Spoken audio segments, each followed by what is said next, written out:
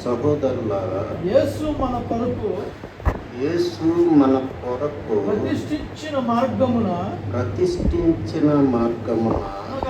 అనగా నూతనమైనదియు జీవము గలదియు ఆయన శరీరమును తెర ద్వారా ఏర్పరచబడినదియునైన మార్గమున ఆయన రక్తము వలన పరిశుద్ధ స్థలమునందు ప్రవేశించుటకు మనకు ధైర్యము కలిగి ఉన్నది గనుకను పరిశుద్ధుడైన దేవా, కృపగలిగిన ప్రభువా, మా కోసం రక్తం చెందించిన దేవా, పాపులైన మమ్మల్ని ప్రేమించి ప్రభువా, మాకు కూడా ప్రభువా నీ యొక్క పరలోక రాజ్యంలో ప్రభువా ఈ కుమారుని ద్వారా మాకు మార్గాన్ని ఏర్పాటు చేసినందుకు మీకు స్తుతులు చెల్లిస్తున్నాను. వాక్యం చెప్పనైనా నాకు నీ జ్ఞానం అనుగ్రహించారు దేవా. ప్రభువా, ఆది నుండి అంతం వరకు మీరే నడిపింపు దయచేయండి. మీకే మహిమ ఘనత స్తుతులు చెల్లిస్తూ నజరేయుడైన యేసు క్రీస్తు సర్వశక్తి నామములో ప్రార్థిస్తున్నాం తండ్రి, ఆమేన్. ఇక్కడ శరీరమును తెర ద్వారా ఏర్పరచబడిన మార్గమున ఆయన రక్తం వలన పరిశుద్ధ స్థలమందు ప్రవేశించుటకు మనకు ధైర్యం కలిగి ఉన్నది. ధైర్యం కలగటం అంటే పరిశుద్ధుడైన దేవుణ్ణి మనం సమీపించరాని తేజస్సులో ఆయన ఉంటాడు.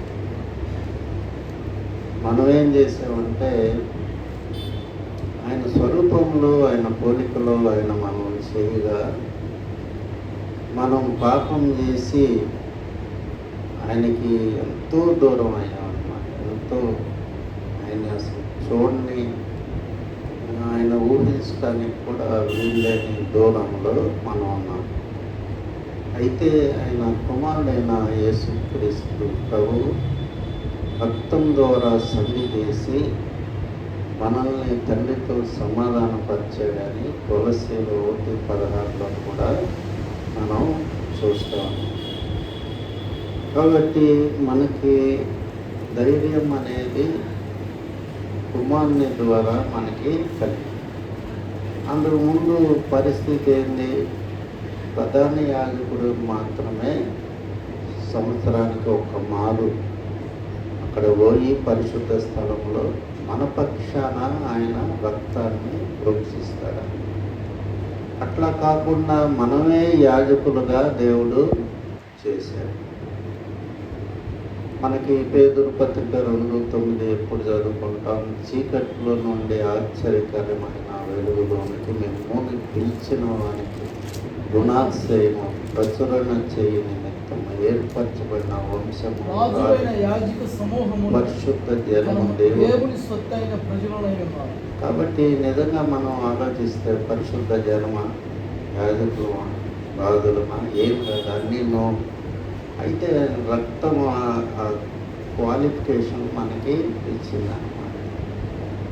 అందుకని మనకి ధైర్యం అనేది వచ్చింది. ఆయన పరిశుద్ధ.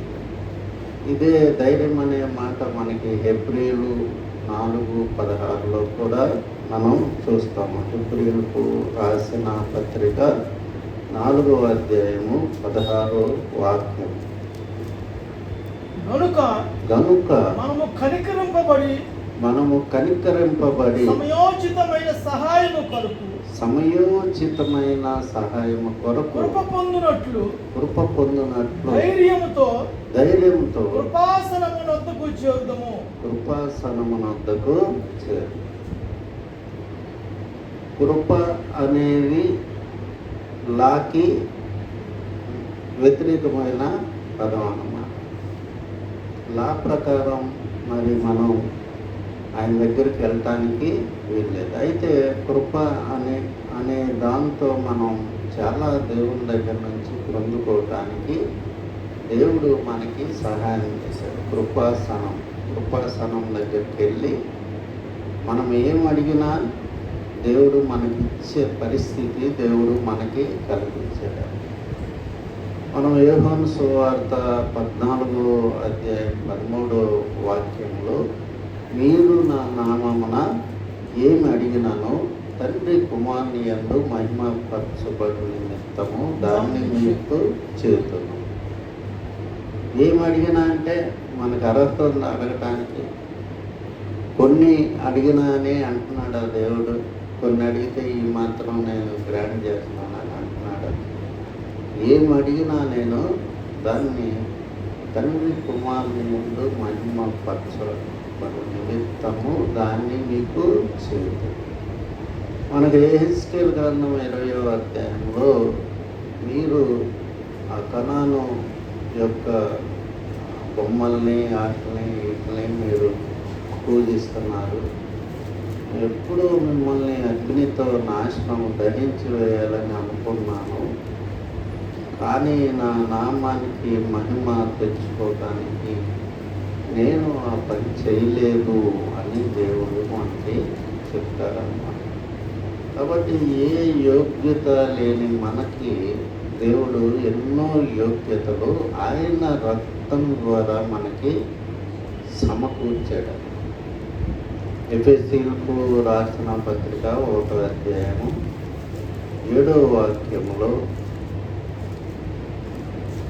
దేవుని కృపా మహదైశ్వర్యమును బట్టి దేవుని కృపా మహదైశ్వర్యమును బట్టి ఆ ప్రియుని యందు ఆయన రక్తము వలన మనకు విమోచనము, అనగా మన అపరాధములకు క్షమాపణ మనకు కలిగి ఉన్నది. మన అపరాధములకు క్షమాపణ అంటే రెండోది ఏమి లేదన్నమాట. మనదంటూ ఏమి లేదు అక్కడ మన క్షమాపణ పొందుకోవటానికి కారణం ఏంటంటే బ్లడ్ ఆఫ్ జీసస్ క్రైస్ట్. ఇంకా రెండోది ఏం లేదు. మన యోగ్యత, మన ప్రార్థన, మన ఉపవాసాలు, మన పాటలు, దానంతా ఏదో 1-2 మార్కులు పడతాయి, కానీ 99 మార్కులు బ్లడ్ ఆఫ్ జీసస్ క్రైస్ట్. కాబట్టి మనం ఏంటంటే నమ్మకంతో నమ్మాలి. అవన్నీ కూడా వాక్యాలు నమ్మి మనం ఉచ్చరించినప్పుడు దేవుడు ఖచ్చితంగా మనం అడిగింది మనకిస్తాడు. అది లోక సంబంధమైన అయినా కానీ ఆత్మ సంబంధమైనా కానీ దేవుడు ఎందుకని ఇస్తాడంటే రక్తం వలన మనల్ని ఈక్వలైజ్ చేశాడు. దేవునితో పాటు యాజకులుగా, ప్రధాన యాజకులుగా చేశాడు. కాబట్టి మనకి ఆయన అతి పరిశుద్ధ స్థలానికి ఎవరు వెళ్ళలేరు. దాన్ని అతి పరిశుద్ధ స్థలానికి ప్రధాన యాజకుడు కూడా వెళ్ళి ఏదన్నా లోపం ఉంటే శవం అయ్యి బయటకు వస్తారు. కానీ అదంతా కూడా కొట్టేసి మరి మీరు అపరాధముల వలనను శరీరమందు సున్నతి పొందకపోవట వలనను మీరు మృతులై ఉండగా ఆయన వ్రాత రూపకమైన ఆజ్ఞల వలన మీ మీద రుణముగాను మీకు విరోధముగాను ఉన్న పత్రమును మేకులతో సిలువతో కొట్టి దాన్ని చేరాతను తుడిచి మీ యొక్క అపరాధములన్నీ క్షమించను అని ఉంటుందన్నమాట. కాబట్టి చాలామంది అనుకుంటారు, నేను ఈ తప్పు చేశాను, ఈ పాపం చేశాను, ఈరోజు నేను బ్రెడ్ తీసుకోకూడదు, ద్రాక్షరసం తీసుకోకూడదు. అది మన అపోహ మాత్రం. మనం ఎందుకు తీసుకుంటున్నాము? ఆయన కృపాసనం దగ్గరికి మనం వెళ్ళటానికి దేవుడు మనకి పర్మిషన్ ఇచ్చాడు. నేను రాను అక్కడికి అనటానికి మనం నష్టపోయిన వాళ్ళము అవుతాము.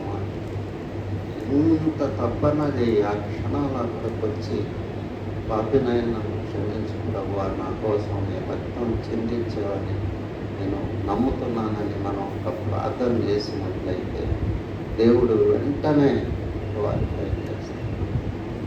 ఎగ్జాంపుల్ ఏంటంటే సిలువలో దొంగ ఒకే ఒక మాట అన్నాడు, యేసుని రాజ్యంలో హృదయంలో పశ్చాత్తాపడ్డాడు, హృదయములో విశ్వసించి నోటితో ఒప్పుకున్నాడు. హృదయంలో పశ్చాత్తాపడి యేసు నీ రాజ్యంతో, ఇంగ్లీష్లో వాడాను, నీ రాజ్యంతో వచ్చేటప్పుడు నన్ను జ్ఞాపకం చేసుకో అంటే ప్రభు ఏమంటాడంటే, నేడు నీవు నాతో కూడా పరదేశంలో. ఇంకా ఆయన ఏం ఆలోచించలేక, కాబట్టి అదే విశ్వాసం మనకి ఉండాలన్నమాట. దొంగకుండా విశ్వాసం ఈ రోజుల్లో క్రైస్తవులకి లేదు. దేవుడు నన్ను క్షమిస్తాడు, ఆ సాతాన్ని చెప్పే మాటలు మనం వింటూ ఉంటాం. దేవుడు నిన్ను క్షమించాడు, నువ్వు మారు మనసు పొంది ఎన్ని సంవత్సరాలు అయింది, నువ్వు ఎన్ని తప్పులు చేస్తావు, ఎందుకు వెళ్తున్నావు దేవుని సన్నిధికి వెళ్ళబారు అని సాతానుడు 24 గంటలు మనకి టేపు రికార్డర్లాగా వినిపిస్తాడు. అయితే దేవుడు కృపామయుడు, అదే కృప. అందుకనే దేవుడు రక్షణ విషయంలో కూడా మీరు విశ్వాసము ద్వారా కృపచేతనే రక్షింపబడి ఉన్నారు, ఇది మీ వలన కలిగినది కాదు, మీ క్రియల వలన కలిగినది కాదు. కాబట్టి దేని వలన కలిగిందంటే ఆయన రక్తం వలన కలిగింది. కాబట్టి ఆయన రక్తాన్ని ఎంతగా నమ్ముతామో, ఎంతగా విశ్వసిస్తామో అంతగా మనం ప్యూరిఫై అవుతాం. పాపంలో కూడా మనం పడవన్నమాట. ఆ రక్తాన్ని ఎంతగా నమ్ముతూ ఉంటామో, రోజు రోజుకి ఆ రక్తాన్ని ఎంతగా తలుచుకుంటూ ఉంటామో, ఆ రక్తాన్ని ఎంతగా ప్రోక్షించుకుంటూ ఉంటామో, మనం తప్పు చేసే అవకాశం కూడా మనకి ఉండదు. కాబట్టి దేవుడు ఏమన్నాడు, ఆయన ప్రధానులను అధికారులను నిరాయుధులుగా చేసి సిలువ చేత జయోత్సాహంతో వారిని పట్టి తెచ్చి బాహాటంగా వేడుకకు కనపరిచి. కాబట్టి ఇక వాడికి సాతానికి ఆయుధం లేకుండా చేసి, అందుకనే దావీదు ఈ స్థితిలోకి వెళ్ళిపోయాడు. పాత నిబంధన బిలీవర్ అయినా కానీ అంత వ్యభిచారం చేసి పాపం చేసి మళ్ళీ దేవుడు నన్ను క్షమిస్తాడు అనే యొక్క అండర్స్టాండింగ్కి వెళ్ళాడు. ఎందుకని ఆయన కృపని దావీదు బాగా కనిపాడు. అలాంటి వాళ్ళంటే దేవునికి చాలా ఇష్టం అన్నమాట. నా దగ్గరికి వచ్చే వారిని నేను ఎంత మాత్రమో త్రోసివేయను. కాబట్టి మరి దేవుణ్ణి మనం ఆయన రక్తాన్ని ఉచ్చరించాలి, ఆయన రక్తాన్ని ప్రోక్షించాలి. ఆయన రక్తాన్ని మనం క్షణక్షణం దినదినం కలుసుకుంటా ఉన్నప్పుడు ఏం జరుగుతుందంటే, అదే ఇమ్మానుయేల్ పాల్ చెప్తారు, ఎబెనెజర్ పాల్ గారు అబ్బాయి, బ్లడ్ ఆఫ్ జీసస్ అనుకో నా సరిపోతా, ఏమో ఇంకా నువ్వు ప్రార్థన చేయొద్దంట. నీకు వ్యాధి వచ్చిందనుకో, బ్లడ్ ఆఫ్ జీసస్ అని అనుకో, తగ్గిపోతాయి. అది మనం నమ్మితే తగ్గిపోద్ది ఎంత వ్యాధి అయినా. కాబట్టి మరి జాయ్ చరణ ఉదయాన్ని లేచి యేసు ప్రభు రక్తాన్ని ఉచ్చరిస్తూ స్తుతిస్తూ ప్రోక్షించుకుంటున్నాను. ఉదయాన్ని ఫస్ట్ చేసే పని. కాబట్టి ఆయన రక్తం ద్వారా మనకి స్వస్థత, ఆయన రక్తం ద్వారా మనం ఆయన కృపాసనం దగ్గరికి డైరెక్ట్గా వెళ్ళే మార్గము యేసు ప్రభునందు దేవుడు మనకు అనుగ్రహించాడు. మనం అట్లాగా నమ్మకపోతే దేవుడు చాలా బాధపడతాడు మన విషయంలో. నేను ఇంత చేశాను, ఇంత వాక్యం ఇచ్చాను, వీళ్ళు ఇంకా నన్ను నమ్మట్లేదు. ఇశ్రాయేలు చేసింది అదే. ఎన్ని అద్భుతాలు చేసినా కానీ వాళ్ళు ఏమనుకుంటారంటే, కీర్తనల గ్రంథం 78వ అధ్యాయం కీర్తనలు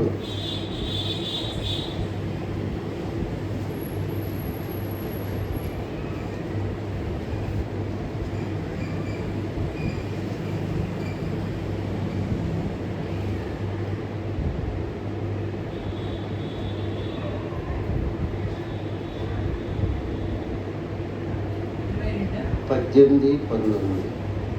వారు తమ ఆశ కొలది ఆహారము అడుగుచు, తమ ఆశ కొలది ఆహారమును అడుగుచు, తమ హృదయములలో దేవుని శోధించిరి.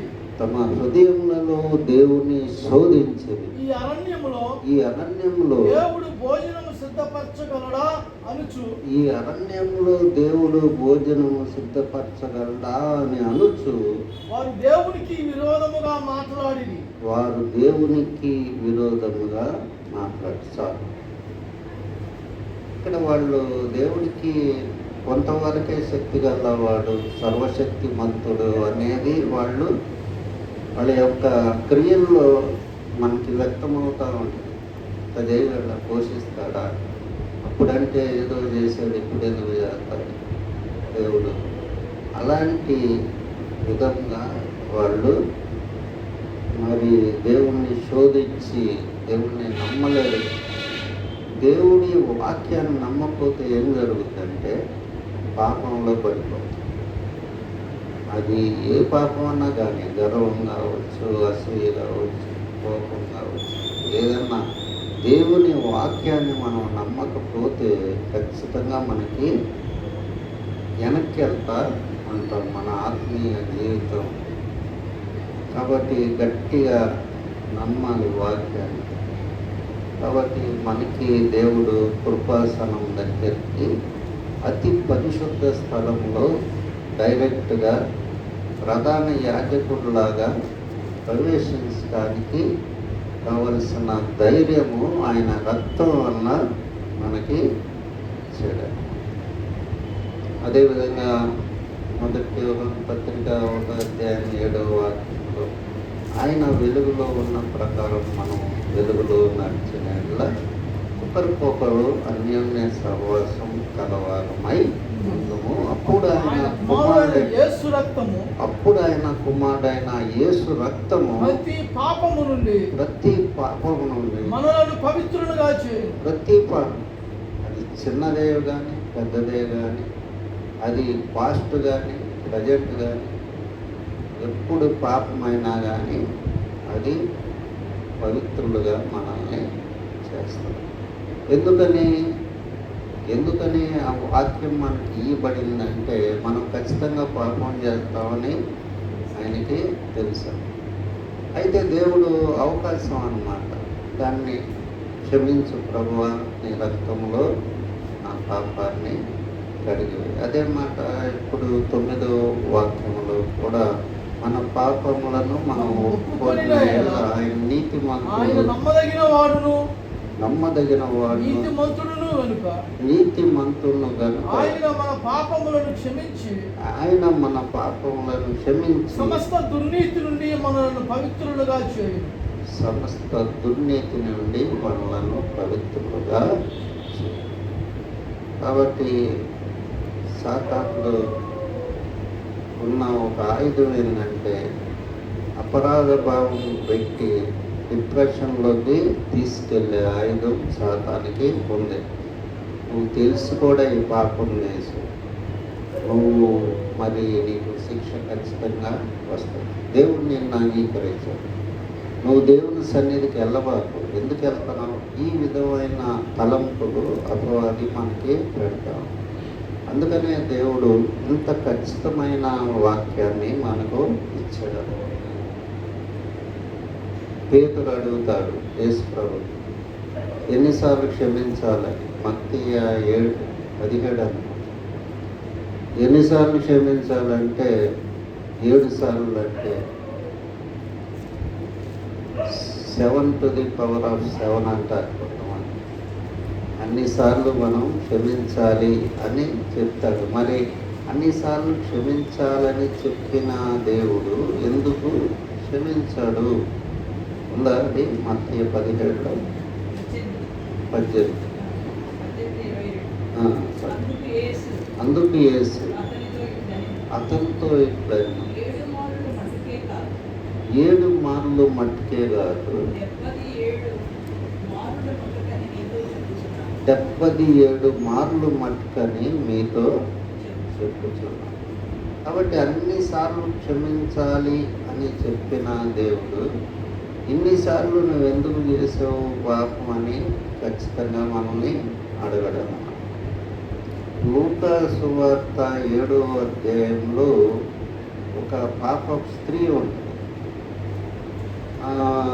వెనక నుండి వచ్చి ఆయన పాదాల మీద ఈ యొక్క జటామాంసి అత్తరు పోసి జుట్టుతో తుడిసి ఏడ్చినప్పుడు ప్రభు ఏమంటాడంటే నీ పాపాలన్నీ కూడా క్షమించబడి విస్తారంగా ప్రేమించు కాబట్టి విస్తారంగా ఈ పాపాలు 7:47 ఆమె విస్తారముగా ప్రేమించను గనుక ఆమె విస్తారముగా ప్రేమించను గనుక ఆమె యొక్క విస్తార పాపములు క్షమింపబడినని నీతో చెప్పుచున్నాను. ఆమె విస్తారమైన పాపం, ఒకటి కాదు రెండు కాదు, విస్తారమైన పాపములు క్షమించు.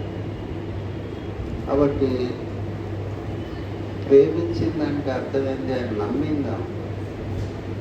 విస్తారంగా ప్రేమించడం అంటే విస్తారంగా నమ్మిందా రక్షకుడని, పాపాలని క్షమించేవాడని. కాబట్టి సహోదరులారా, మరి నూతనమైనది జీవమైనది ఆయన శరీరమును తెర ద్వారా ఏర్పరచబడిన మార్గమున మనము అతి పరిశుద్ధ స్థలంలో ప్రవేశించుటకు ధైర్యము, ఆయన రక్తము వలన ధైర్యం కలిగి ఉన్నాం. కాబట్టి కృపే కానీ మన మీద ఏలుబడి చేసేది లా కాదు. మోషే ద్వారా మనకి ధర్మశాస్త్రము అనుగ్రహించబడి యేసుక్రీస్తు ద్వారా కృపయు సత్యము అనుగ్రహించబడిన. ప్రార్థన చేసుకుంటాం.